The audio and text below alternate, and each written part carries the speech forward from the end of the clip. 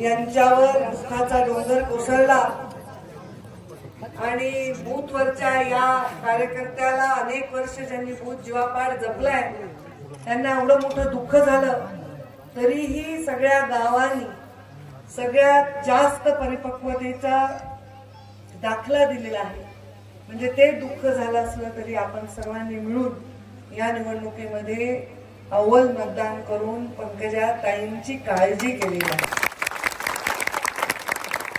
एखाद्या नेत्याच्या आव्हानावर लोक येणं, गर्दी करणं, सभा करणं, निवडणुकीच्या प्रचार सभांमध्ये सहभागी होणं हा भाग वेगळा, पण एखाद्या गावामध्ये जर कोणी गेलं असेल तर तो अंतविधी झाल्याबरोबर आपल्या कर्तव्याला जे लागले ते खरं काळजी करणारे लोक आहेत.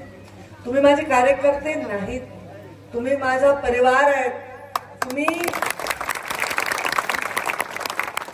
तुम्ही साक्षात मुंडे साहेब आहेत माझ्यासाठी.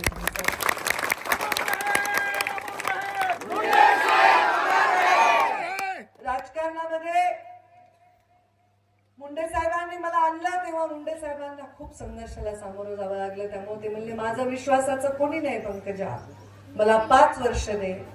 आणि 5 वर्ष पूर्ण व्हायच्या आधीच मुंडे साहेब आपल्यातून निघून गेले. माझा 5 वर्षातलं काम आपल्याला माहित असेल.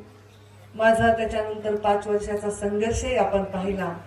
पण संघर्ष करणाऱ्या मुंडे साहेबांच्या पोटी जन्म घेतल्यामुळे माझी निवडणूक सुद्धा ही किती चांगली आणि संघर्षमय झाली हे तुम्हाला माहिती.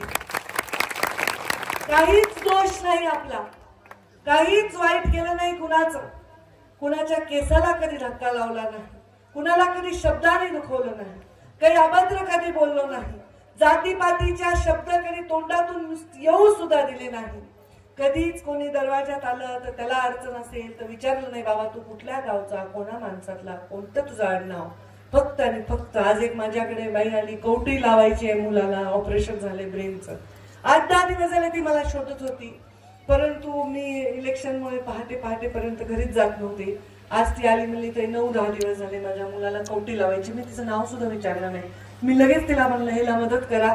डॉक्टरला फोन केला, तिला आर्थिक मदत केली, तिला एनजीओची मदत मिळवून दिली, तिला इलाजासाठी मदत केली. जर आपल्या दारात कोणी तडफडणारा माणूस आला, कोणाला दुःख असेल, यातना असेल, तर आपण कधीच त्याला काही विचारत नाही. आपण फक्त आणि फक्त देतो ती त्याला आवश्यक असणारी गोष्ट आणि सेवा. हे वामन भाऊ भगवान बाबांचे संस्कार.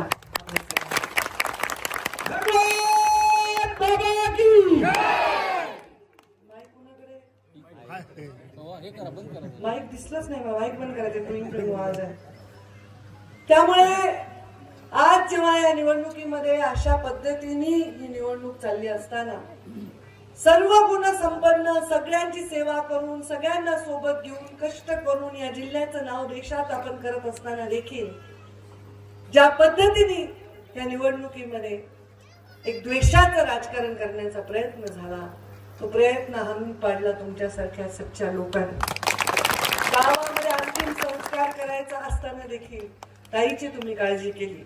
सुतक पडला असताना, आपल्याला अग्निदाह करायचा असताना सुद्धा ताईची तुम्ही काळजी केली. माझ्या कातड्याचे जोडे जरी केले आणि तुमच्या पायात घातले तरी तुमच्या कर्जातून कधी कुठलाही होऊ शकणार नाही. मला स्वतःसाठी काहीच नकोय, तुमच्यासाठी स्वाभिमान पाहिजे. तुमच्या समोर एक अशी भक्कम भिंत बनून मला उभं राहायचंय की कोणताही वाद तुमच्यापर्यंत आला नाही पाहिजे. गरीब माणसांचा, वंचितांचा वाली आणि वादी बनण्यासाठी मुंडे साहेबांनी मला राजकारणात आणलंय आणि शेवटच्या श्वासापर्यंत मी ते करत राहीन असं वचन मी तुम्हाला अनेक वेळा दिलंय आणि आजही देते. हे जे प्रेम तुम्ही मला दिलं, हे जे त्या दिवशी तुम्ही दाखवली कर्तव्य दक्षता, मला वाटत नाही कोणत्याही नेत्याच्या वाट्याला आलंय. हे पाक चांगलं वागून काही मिळवणं एवढं सोपं नाही. त्याची बघ, त्याला पार, त्याची बघू हे म्हणणं फार सोपं आहे, पण आपण काहीच दोष नसताना आपला माणूस जपणं हे फार मोठी. तुम्ही सर्वजण असाच प्रेम आणि आशीर्वाद ठेवा. तुमच्या आशीर्वादाने नक्कीच मी विजयी होईल, मला पूर्ण विश्वास. द्वेषाचं बीज इथे कधीच उमलू देणार नाही. प्रेमाने आणि सगळ्यांनी सलोख्याने राहण्याचं या जिल्ह्याचं वातावरण इथे कायम ठेवण्यासाठी आपले आशीर्वाद मला कायम मिळाले आहेत आणि पुढे मिळत राहतील. याबद्दल मी मनापासून आपली सर्वांची आभारी. आता मला जायचं अजून एक दुःखद घटना घडली फिरल्यामध्ये.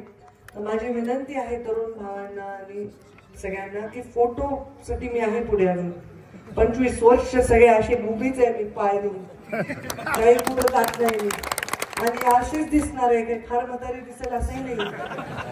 तर तुम्ही जरा 4 तारखेनंतर फोटो काढा. आता दुःखाच्या ठिकाणी धिंगाणा करू नका.